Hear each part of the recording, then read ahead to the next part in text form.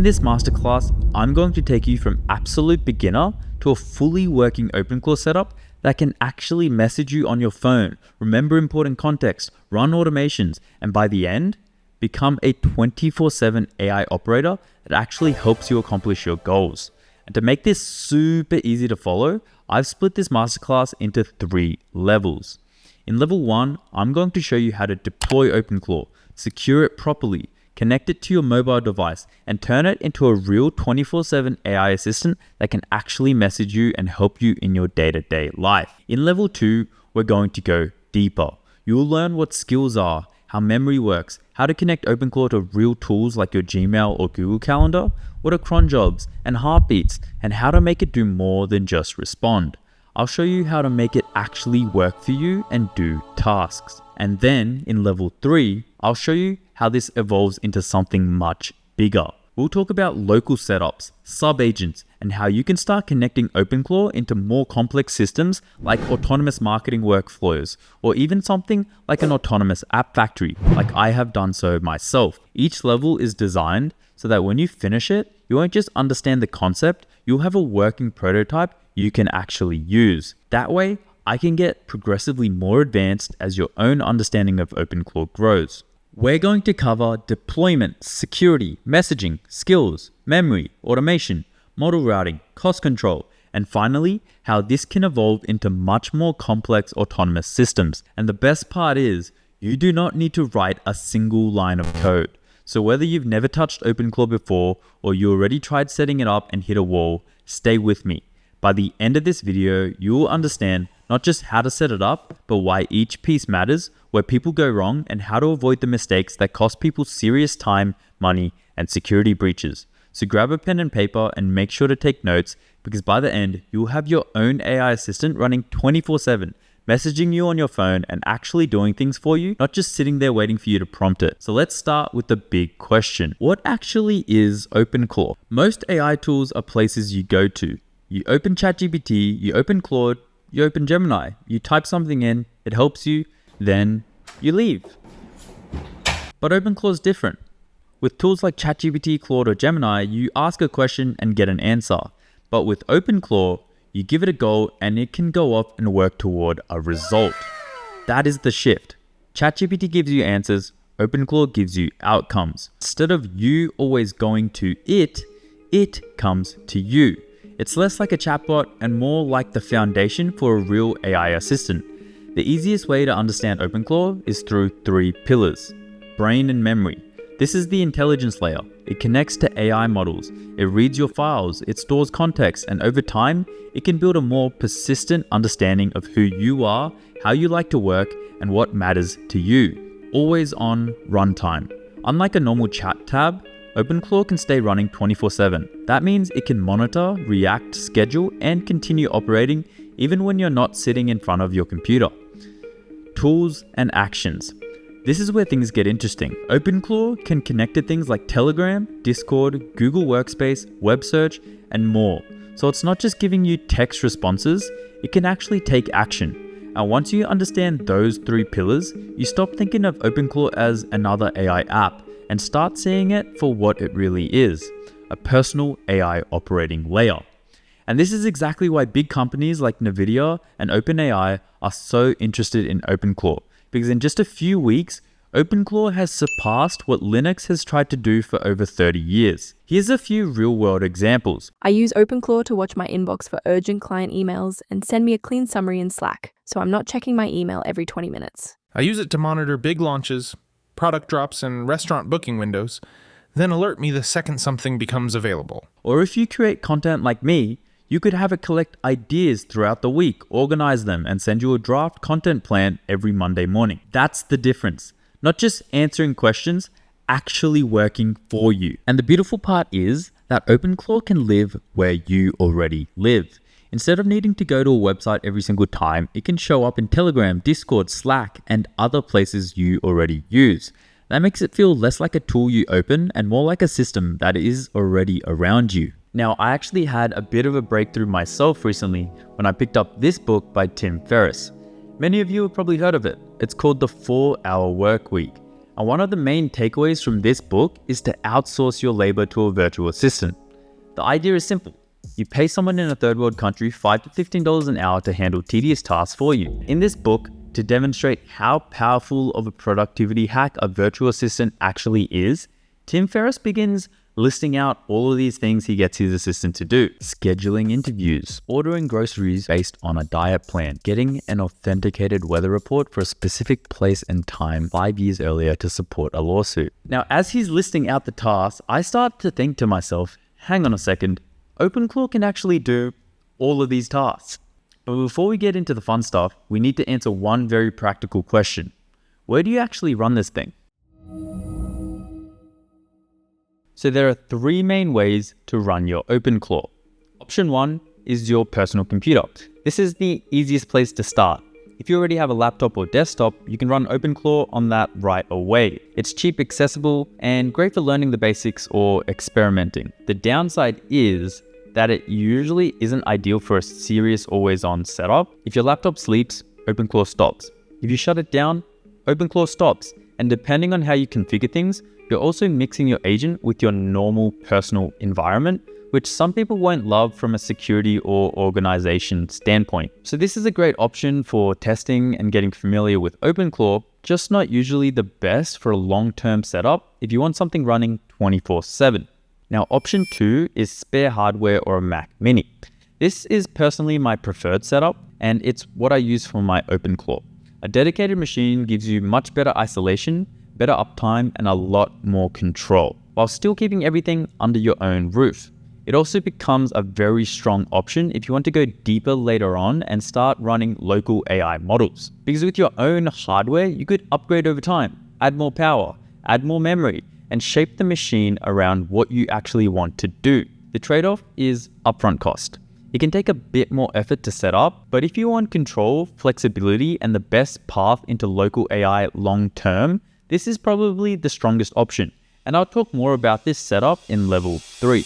Option 3 is a VPS or cloud server. A VPS is basically a computer in the cloud. It runs 24/7, it's separate from your personal machine, and for a lot of people, it's a very practical way to get OpenClaw online quickly. The reason I like it for level 1 is not because it's the best setup overall, but because it's a simple way to get a beginner-friendly, always-on setup without needing to buy extra hardware first. So if your goal is to get OpenClaw live quickly, keep it running 24/7, separate it from your personal laptop, and follow along easily, then a VPS makes a lot of sense. Where a VPS becomes less ideal is if you want to go really deep on local models or build a heavier long-term hardware stack. At this point, dedicated local hardware usually gives you more flexibility. So for this masterclass, I'm going to use a VPS in level 1 because it's a simple and approachable way to get started fast. Then later in level 3, I'll talk about why local hardware becomes really interesting once you want more control and more advanced setups. Now, I want to stress, this isn't a one-size-fits-all situation. I've seen some people ride or die for local Mac Mini setups and others who stand by a VPS. This tutorial is balanced. I personally use local hardware, but I can totally see someone being uncomfortable with having their OpenClaw and their personal files in the same place. And a local setup might be too expensive, so using a VPS makes a lot of sense for a lot of people. For our VPS setup, I'm using Hostinger because it's one of the easier beginner-friendly options. The dashboard is simple, setup is straightforward, and it's a good fit if you don't have a technical background like myself. When I first set up OpenClaw through AWS, I ran into a lot of problems, and ultimately it ended up taking me 2 hours on my first try. Hostinger is like 3 buttons. It's super easy, but there's a few things you need to take note of. Let me show you. First thing you want to do is you want to create an account. So go ahead and go to my account and sign up.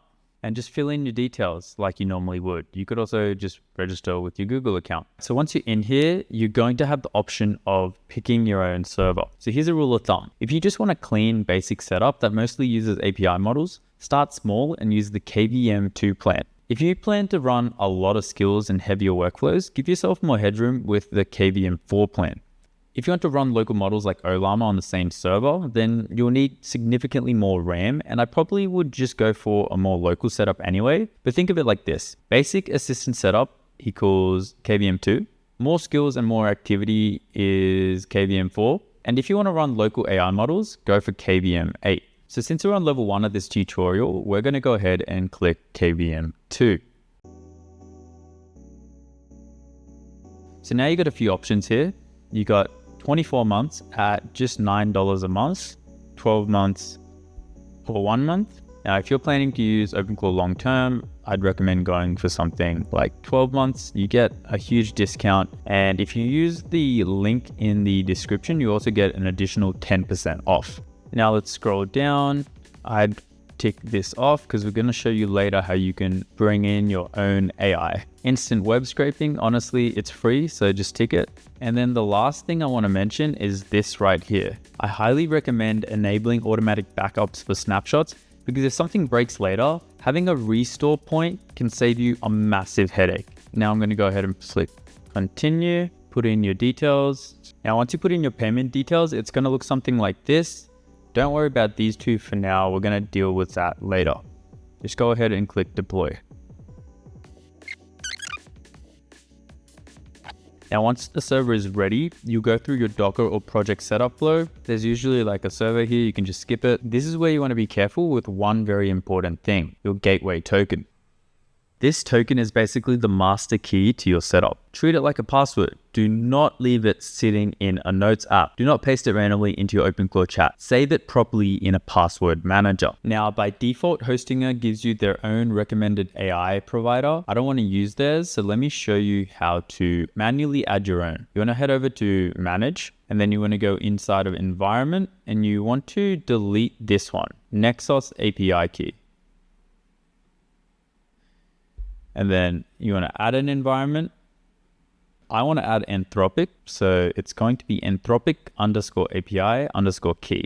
Now to get an Anthropic API key, you need to search up Anthropic API.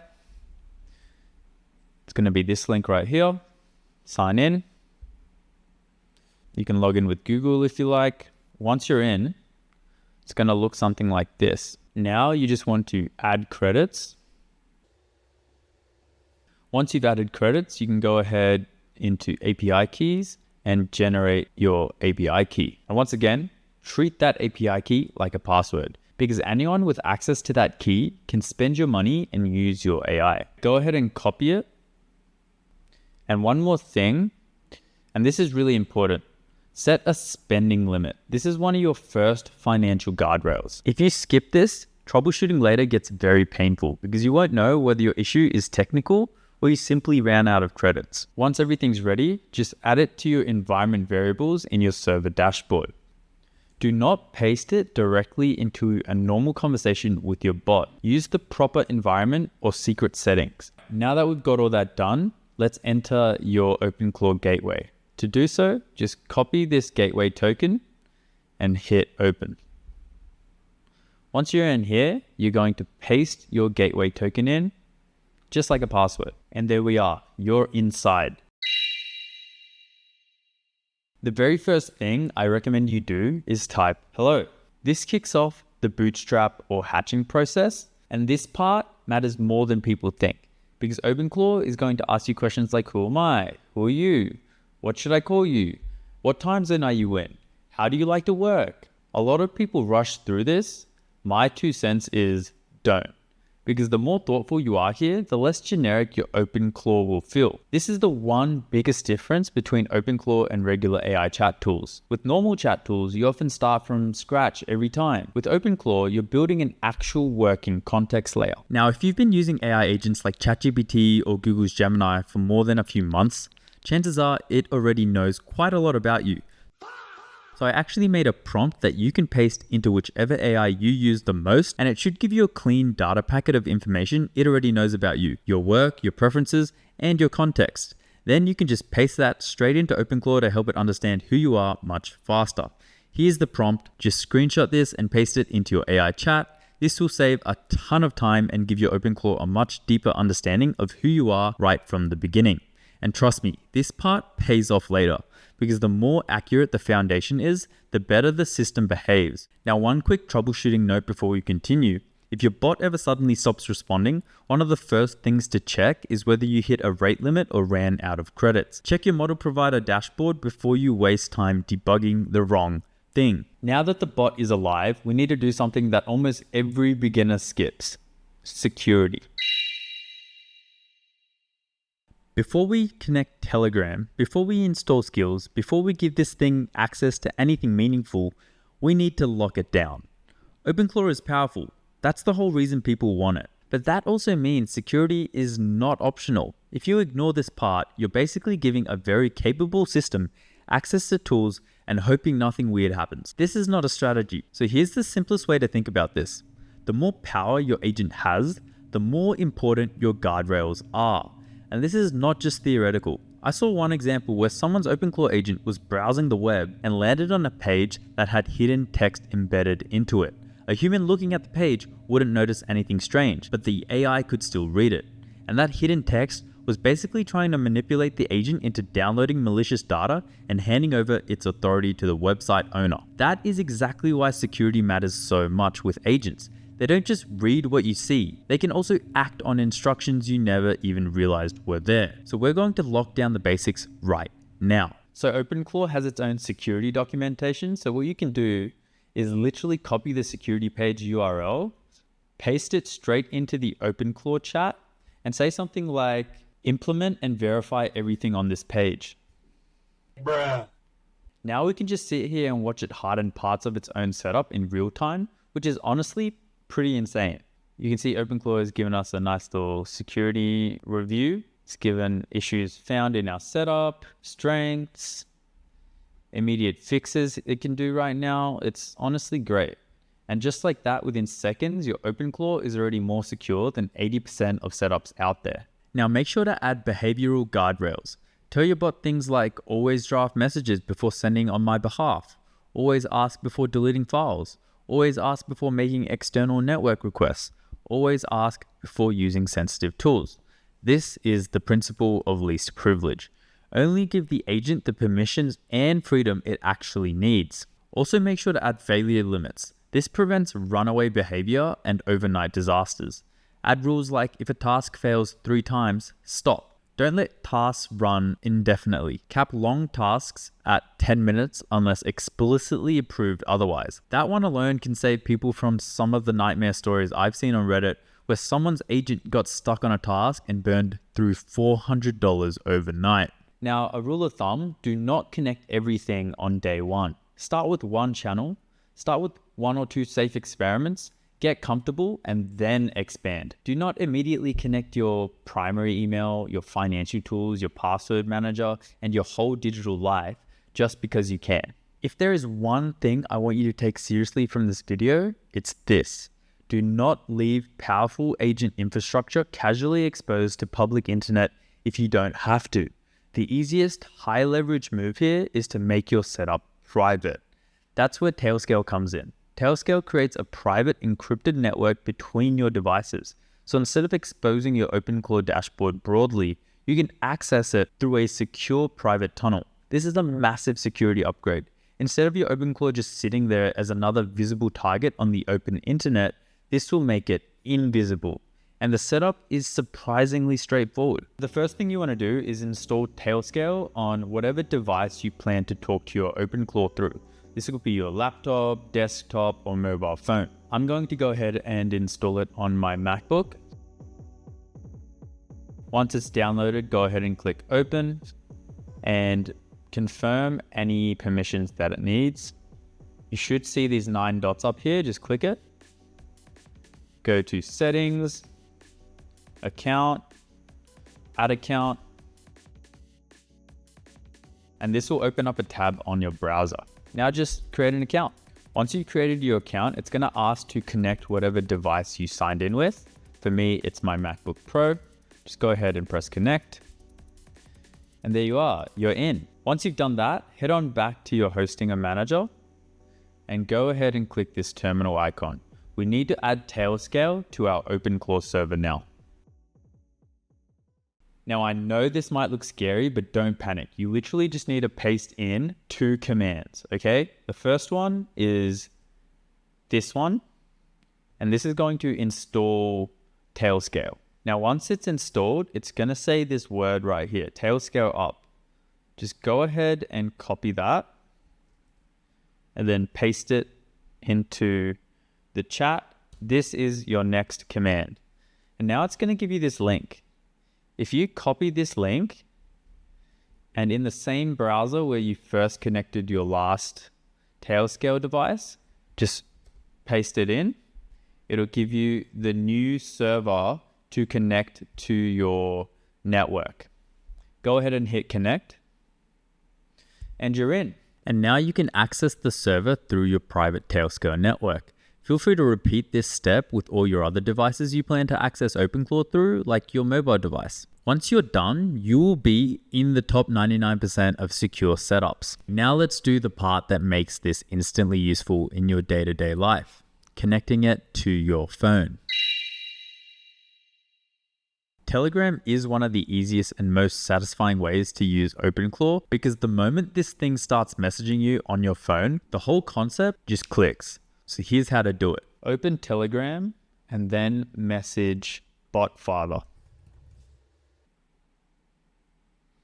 Then run /new bot. And now you need to give your bot a name. Mine's called Dobby. Now you need to give it a username with the word bot at the end. So mine will be Dobby OpenClaw bot.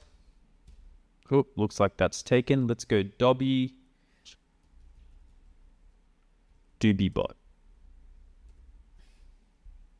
Botfather will generate a token, and once again, same rule as always, treat that token like a password. Copy it and give it to your OpenClaw. Once that's done, you should get some sort of confirmation saying Telegram is on. If you don't, just prompt your OpenClaw and it should come around the second time. Now what you want to do is go back to Botfather and click this link to your OpenClaw bot. Press start, and then just copy the context of this message and paste it back into your OpenClaw chat, and this will configure everything. This is like the authentication token to connect them together. Once that's done, you'll get another confirmation message. Just go back to Telegram and send hello. And there it is. Your OpenClaw assistant is now talking to you through Telegram. This is your first big win. And one cool thing here is that you can often see separate sessions happening in parallel. So your dashboard session and your Telegram session can exist at the same time. OpenClaw supports multiple messaging platforms. Telegram is just the easiest place to start. Later in level 3, I'm going to show you why Discord becomes really interesting once you start building more complex workflows. But for now, you already have something really useful. You have a secure, always-on AI assistant that lives on your phone. And most people never make it this far. But this is just level 1. Now we need to turn this from a cool AI assistant into something that can actually do real work. Before we go into level 2, if you're finding the video helpful, feel free to leave a like and subscribe. My goal for this video is 7 likes. So if we can hit 7 likes, I will be forever grateful and it will motivate me more than you will ever know. So now let's talk about skills. Skills are what take OpenClaw from being a bot that you can chat with to a system that can actually help you do things. The easiest way to think about a skill is like a plugin. A skill gives your bot a new capability. Want it to interact with Gmail? That's a skill. Want it to read your calendar? That's a skill. Want it to search the web? That can be a skill too. This is where the system becomes genuinely useful. But it is also one of the biggest security danger zones, because installing a skill is not like installing a harmless little app. You are potentially adding code, permissions, access, and execution paths to a powerful agent that you own. So before I show you where to find skills, I need to make something very clear. A high download count does not automatically mean a skill is safe. Just recently, one of the most downloaded skills was found to have malware inside of it. So as a rule of thumb, read what the skill does, read what permissions it needs, check whether the permissions make sense, and ask your bot to inspect the code before installing it. Avoid anything that feels over-permissioned or suspicious. Like for example, if a simple note-taking skill is asking for broad network access or weird command execution, that should make you pause immediately. So where do you actually get skills? Usually from the official skill marketplace called ClawHub. And once you're inside, you'll see some of the popular skills, featured skills, and searchable options. One of the first skills a lot of people want is access to Gmail, Calendar, Drive, Docs, and Sheets. Because the moment OpenClaw can interact with your actual workflow, it becomes dramatically more useful. So let's walk through that. First, you need to find the Google Workspace skill. You can either search it through ClawHub or just prompt your OpenClaw to find it for you. Now, before installing it, do the obvious safety check. Ask OpenClaw to inspect it. Ask whether the permissions make sense. Once you're comfortable, go ahead and install it. Now, this is the part where many people get stuck. Installing the skill is not the hard part. The authorization is actually the hard part. So here's the process. Go over to Google Console, and you're gonna have to set a few things up. Now, this is pretty complicated, so I'll run you through it, but you need to create a new project, give it a name, or just use whatever they provided. And then you're going to search up APIs and services. And then here you need to go to library, and you actually need to connect all the things that you want your OpenClaw to have access to. So for example, Gmail, you got to click on it, and then you need to enable it. I've already enabled it, but you also got to do it with everything. So for another one would be like Docs. Got to go on here and hit enable. And this is a bit tedious, I'm not gonna lie, but you just got to do it for like everything. Sheets, and you don't have to pick like things that you're not using, but it's also good to just do it once and never have to worry about it again. You know, like imagine having to go through this process again. Like just get it over with. What else is there? That's kind of it, right? Oh yeah, and calendar. Can't forget calendar. Okay, now once we've got them all set up, we're not actually done yet. Let's go to OAuth and then hit audience, and then scroll down here to add user. Put in your email address, save. Should show up down here. What you're gonna do now is go to credentials. And then up here, you're gonna go create credential. And then OAuth client. Give it a name. Make sure it's a desktop app. You can name this whatever, just like OpenClaw access or whatever. Create. And then you need to download this JSON. And either in here, or you could do it in your chat as well. It doesn't really matter.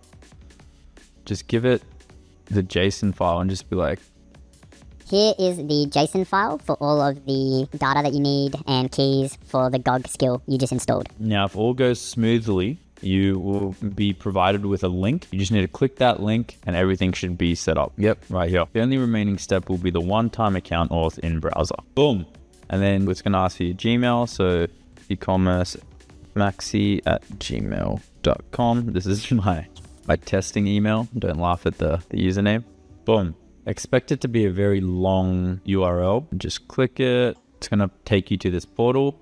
Just sign in like you would. It's going to ask you like you've been access to this app. Make sure you know the developer that invited you. At this point, obviously you are the developer yourself. So hit continue, select all. You want to give it access to everything. And this is an expected thing to see, okay? This shouldn't be working. So what you actually need to do now is you need to copy this link and just paste it into your chat.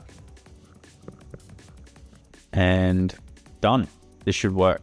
It's asking for a passphrase, but I never set one. And boom, just like that, we're in. Nice, it's connected. Let's do a quick little test. I'm going to connect these two. We've got on the left-hand side, we've got our OpenClaw instance. And I'm just going to open up Google Calendar, which I don't think I've ever used on this account. So that'll be interesting. All right, so we got Google Calendar here. I'm going to say, let's add a meeting with Dave at 12 p.m.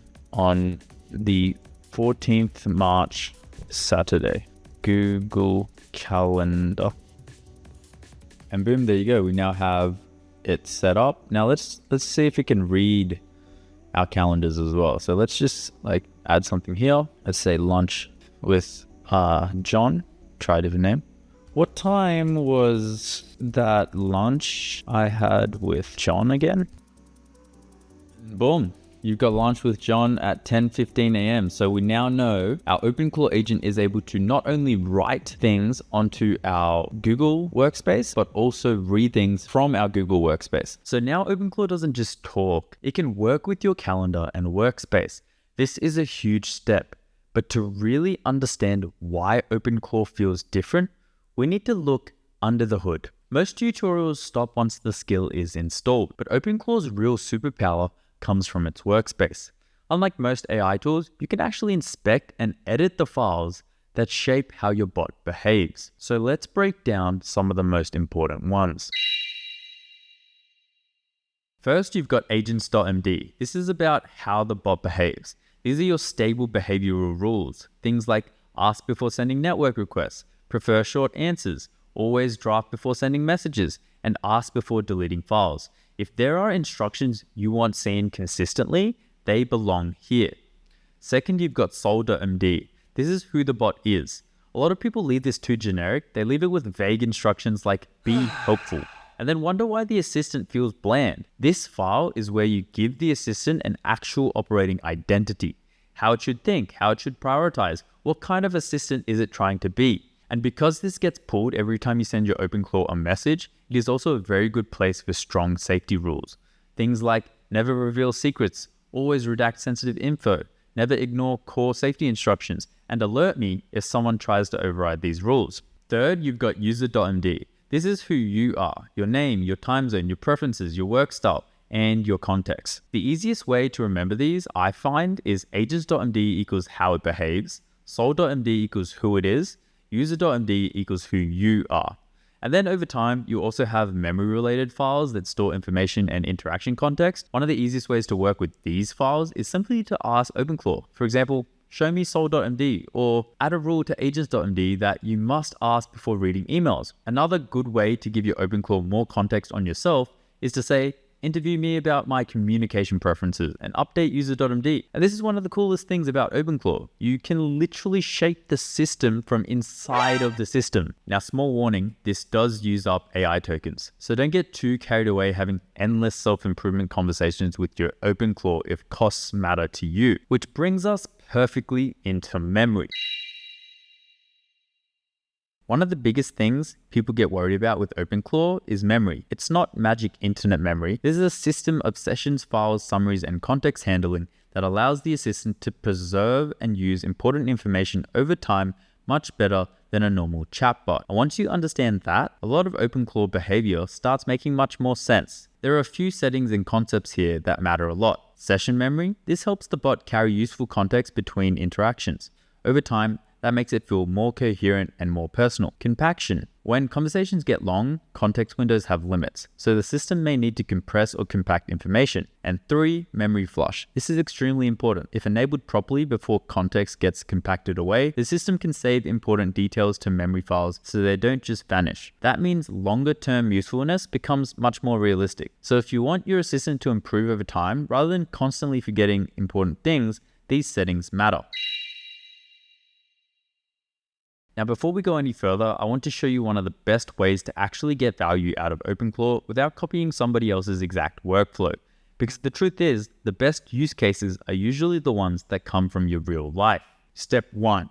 Brain dump your life and work. Open up a chat with OpenClaw and give it context. Talk about what you do for work, what your goals are, what tasks you repeat every week, what frustrates you, what apps you use, what kind of things you always forget, what kind of work drains your energy. And if you want to take this further, write down in your notes app everything you do throughout the day. This will literally be a gold mine and give your OpenClaw a ton of data about you and your day-to-day. Then step 2, reverse prompt it. Instead of telling OpenClaw what to do, ask it what it could do for you. Say something like, based on what you know about me, my work, my goals, and my repeated tasks, suggest 10 automations or workflows you could implement for me right now. Rank them by time saved and usefulness. This is insanely helpful because now you're not guessing what OpenClaw can do in theory, you're asking it to look at your real life and suggest practical automations. Step 3, start with one low-risk, high-value workflow. Don't pick the craziest possible automation first. Pick something useful and safe. This could be a daily brief, email summaries, calendar prep, weekly content planning, lead research, follow-up reminders. Once you get one of these working, then you expand. That is the smartest way to adopt OpenClaw, not by building the most insane workflow on day one, but by solving one problem at a time.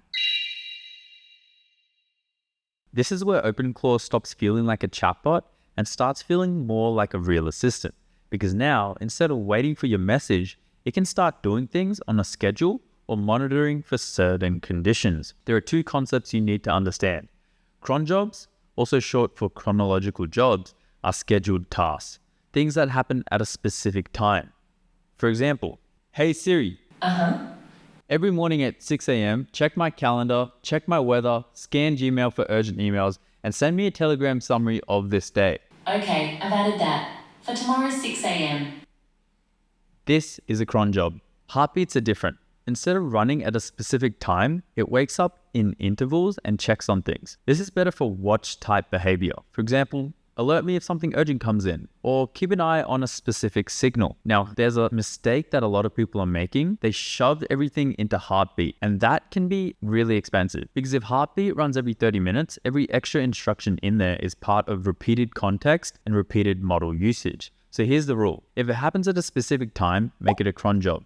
If it needs continuous checking, use Heartbeat. That distinction will save you money and make the system cleaner. So daily morning briefing would fall under cron jobs. Watching for something urgent falls under Heartbeat. And once you've set that up, the first time you receive a useful summary on your phone without having to ask for it, the whole value proposition of OpenClaw, it really starts to click. Now it's time to talk about the thing that catches everyone by surprise: costs. OpenClaw itself is free and open source. What costs money are two things: the machine and the AI models. For the machine, if you're using a VPS, that's your server cost. This could cost you $5 to $12 per month, or if you bought a Mac Mini, this could cost you up to $1,000 once off. This is fixed and predictable, but it's the AI models where the real variability happens. API costs can go anywhere from $5 to $500 per month, depending on what you use it on.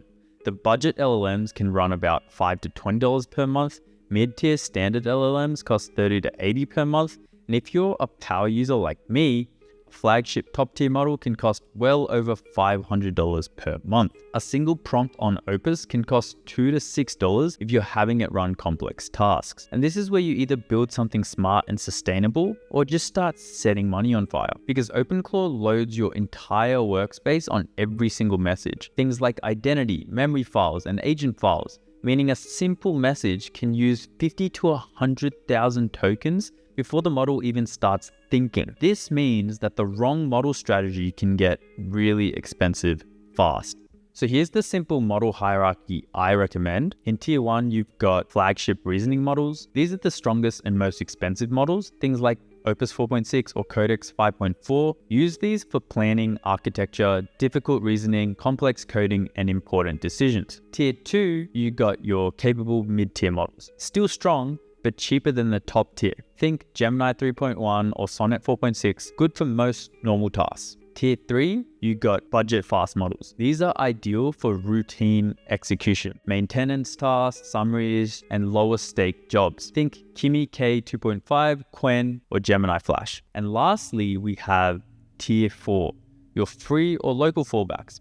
These are not always the best, but they are extremely useful as resilient layers if your main provider rate limits you or your credits run out. At least your system can still respond instead of going completely silent, because at the end of the day, a response from your OpenClaw letting you know that something's broken is a lot nicer than complete silence. So the rule is, use a strong model for thinking, use a cheap model for doing. And here are the 3 biggest cost traps. Cost trap 1, using expensive models for everything. Do not run every small routine on your most expensive model. It just doesn't make any sense. Cost trap 2, retry loops. If something fails and keeps retrying without limits, costs can spiral fast. That's why earlier we added task caps and retry rules. Cost trap 3, expensive Heartbeat tasks.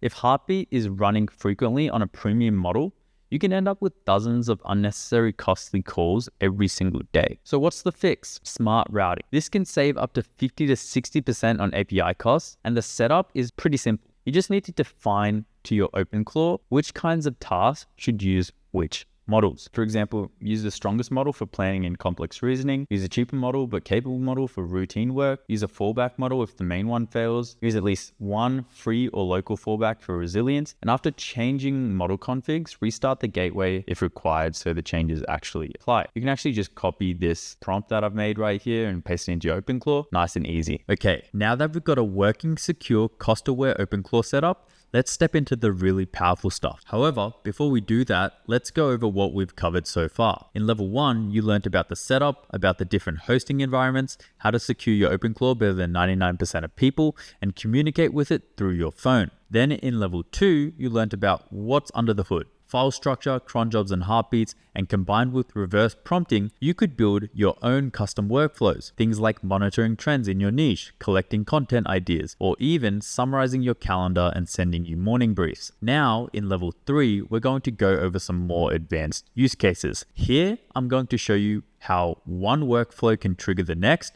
and the setup I use to build and manage complex systems. This is where you'll learn how you could autonomously run your entire business from end to end. Here, OpenClaw starts feeling less like an assistant and more like an operating layer. I'm not holding back. I'm about to give you all the secret sauce that took me hundreds of hours to learn. So be sure to like and subscribe if you haven't already.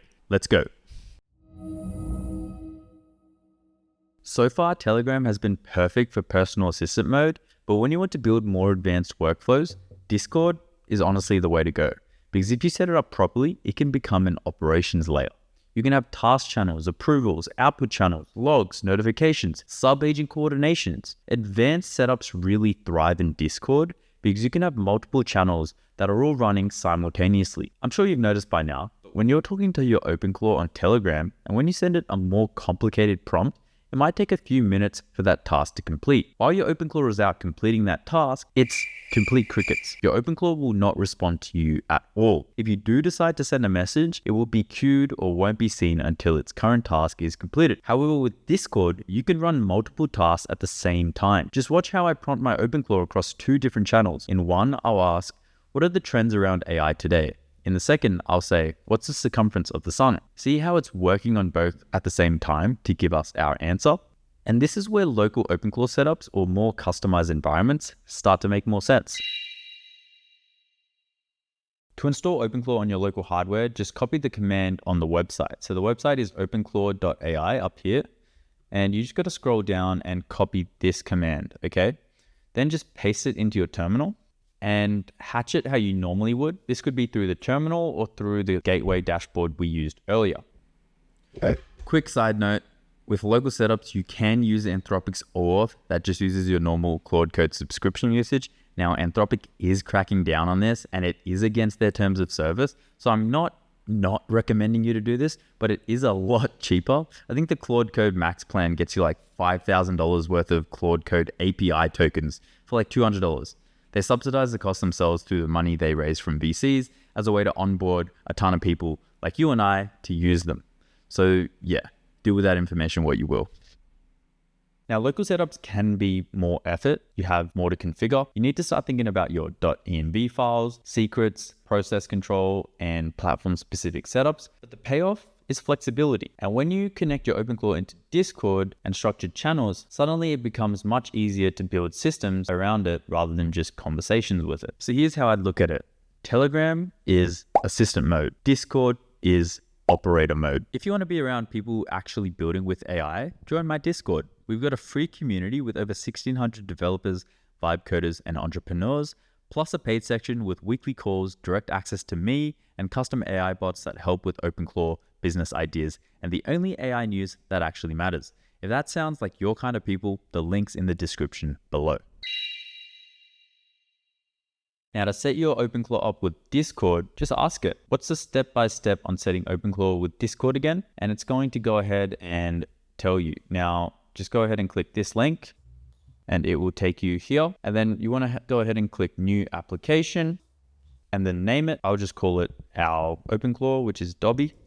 Now, once you've created your bot, it's going to look something like this. What you want to do is you want to go ahead to bot, scroll down all the way here, and you're going to go administrator, tick all of these, and then what you want to do is up here, there's a reset token. Go ahead and click that. If you have an authenticator, put it through. Once you've done that, you're going to get the token right here. Go ahead and copy it and save it. We're going to use it in a second. Now make sure to save changes. Then next, it's going to show bot successfully updated up here. And then you're going to go to OAuth 2, scroll down. You need to click bot and applications commands. Then scroll down here and you need to just click administrator. And then this is a very important link because you're going to copy it and you're going to go over here and just paste it in. Once you paste it in, it's going to give you the ability to invite your bot to the Discord server. So just invite it to whatever Discord server you like, authorize, and now your bot is in the Discord. Now remember that Discord bot token we copied earlier? What you're gonna have to do is paste that Discord bot token into your OpenClaw instance, whether it's through the gateway or through the terminal, and just be like, here's the Discord bot token. And then there's a few more steps left. You're gonna see the bot on the side here, and you can basically message it. Just be like, yo, going to take you to this. And once you've got it configured properly, it's going to send you this message and you're just going to copy this and paste it into your OpenClaw instance again. And now it should be paired. Okay. And a few extra things is in order for it to understand where you want to talk to it, just go ahead and copy the server ID. For me, it's this Sheldon's Workspace section, and just paste it into your OpenClaw. It should be like a string of numbers like this. And then it's going to know, okay, this is the server I need to check for messages. And there you go. Your OpenClaw is literally connected into Discord. And if you're looking at all these channels on the side and thinking to yourself, damn, that looks like a lot of effort and organization, literally do not worry. Your OpenClaw agent will literally be able to create all of these categories and channels for you. Just prompt it and be like, yo, this is my workflow. This is who I am. Please create channels accordingly. And that sets us up for the next phase, delegation. When you start asking OpenClaw to do bigger jobs, one of the biggest things you can do is stop thinking in terms of one giant agent doing everything. Instead, think in roles. One agent for research, one for planning, one for execution, one for review. That is where sub-agents become really powerful. And in order to fully understand why, I need to tell you about context bloat. Because remember how I told you that OpenClaw only has a finite amount of memory, and how every time you send a message to your agent, the entire conversation history gets sent along with it? All of that is sitting in what's called the context window. There's a hard limit on how big that window can be. Now imagine you're 3 hours into a session. You've had it searching files, reading docs, running commands, doing research. All of that output is piling up in the context, and the agent is paying attention to all of it, even the stuff that's no longer relevant. That's what we call context bloat. Your agent gets slower, more expensive, and a lot dumber because it's wading through noise to find the signal. And when the window finally fills up, the system compresses everything, and critical instructions can get lost in that compression. Good thing about sub-agents is they get their own separate context window. You hand it a task, it goes off, does all the messy work in its own space, and comes back with just the result. A clean summary. All that intermediate noise never touches your main agent's context. It stays focused, and you don't pay for tokens you didn't need. Sub-agents also make the overall flow cleaner. They're easier to debug, it is easier to route to different models, and it's closer to how actual operations work. If you think about any company in the world, if you hire an individual and they're doing the marketing, they're doing the admin, they're doing the development, chances are they're not going to be good at any of those tasks. They're just going to be mid at all of them. If you hone in and specialize and get an individual who is a master in that craft, the chances are you're going to get a much better end result. Same goes with AI agents. You want to hone each one for its craft. For example, you could have a sub-agent that has a bunch of skills around UI design, or what I like to do is install the Larry skill and have my sub-agent post autonomous TikTok slideshows for me to market my apps. To create a sub-agent, simply prompt your OpenClaw, and I'd recommend recreating a new Discord bot for the new sub-agent so you no longer need to talk through your main OpenClaw agent. Just send a prompt like this alongside the new Discord bot credentials and you should be good to go. The possibilities are endless, and this is where OpenClaw starts becoming less of a single assistant and more of an orchestrator. Now, depending on your hardware specs, you could have multiple sub-agents running with your OpenClaw as the head honcho directing them and having them communicate with one another. And once you understand that, you can build far more advanced systems with it. If you think about us as humans, how do we operate? What is the most optimal way for us to interact with the internet? You've got big companies like Apple, Windows, Google that have created systems that are easy for humans to understand and use. These systems are not designed for AI.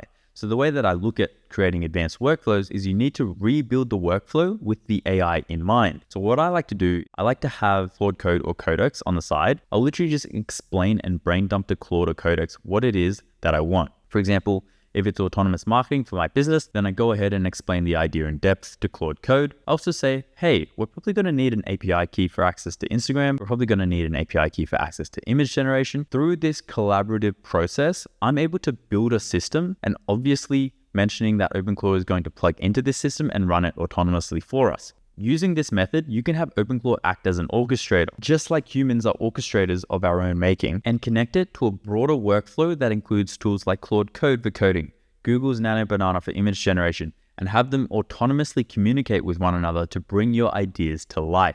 Like, have a look at what I built. I built an autonomous app factory that's pumping out new apps for me every single day. I just got my first one approved the other day, and OpenClaw is integrated into this workflow. And the important idea here is this: OpenClaw does not have to do every part of the work itself. Its real strength can be triggering the right process, routing work to the right specialist, scheduling actions, managing approvals, collecting outputs, and keeping the whole system moving. So if we break down my autonomous app factory at a really high level, it would look something like this. Step 1, idea intake. Research pain points across the internet using Google's Gemini and come up with app ideas. Step 2, plan generation. Use a model like Codex to synthesize the app idea into a build blueprint. Step 3, build execution. Hand tasks to the coding layer. This is Claude Code Opus. Now the app factory is a lot more complex than that. In total, it has 13 different steps, but by just explaining the main ones, you can understand how OpenClaw's always-on coordinator capabilities can come in super handy here. Now, if you do want to go this route and turn your OpenClaw into an orchestrator, you'll need to change its soul.md file to look something like this, letting it know to always delegate its tasks. Then I changed the agents.md file to talk more about each individual sub-agent and what it can do, so it knows which agents to delegate to. And that is the difference between AI assistant and AI operating system. Now let's talk about what happens when things go wrong, because they will. And being able to debug OpenClaw is part of the process. If your OpenClaw breaks, don't panic. First thing I do is check your API credits. Next thing I do is check the AI provider's status. Sometimes there can be outages. Now, if neither of those two are the case, if you backed up your data on Hostinger, you can just go back to a previous save point. Or if you have a setup locally, what I like to do is open up Claude Code and just ask it to help. Explain your problem, and 9 times out of 10, Claude will be able to fix it for you. And that just about wraps up this masterclass. I hope you found this valuable. This is by far the biggest video I've ever worked on, but I felt like there weren't any tutorials out there that covered OpenClaw as in-depth as I would have liked if I were starting out for the first time. I think this space is only going to get bigger, so I personally am super invested. If you've been watching up until this point, give yourself a pat on the back. You now have a much deeper understanding of OpenClaw. If this helped, let me know in the comments what you want your OpenClaw to do first. And if you get stuck anywhere, drop the exact issue below and I'll try to point you in the right direction. If you want to learn how to create an autonomous marketing workflow that has generated over 8 million views already, check out this video right here. And thanks for watching.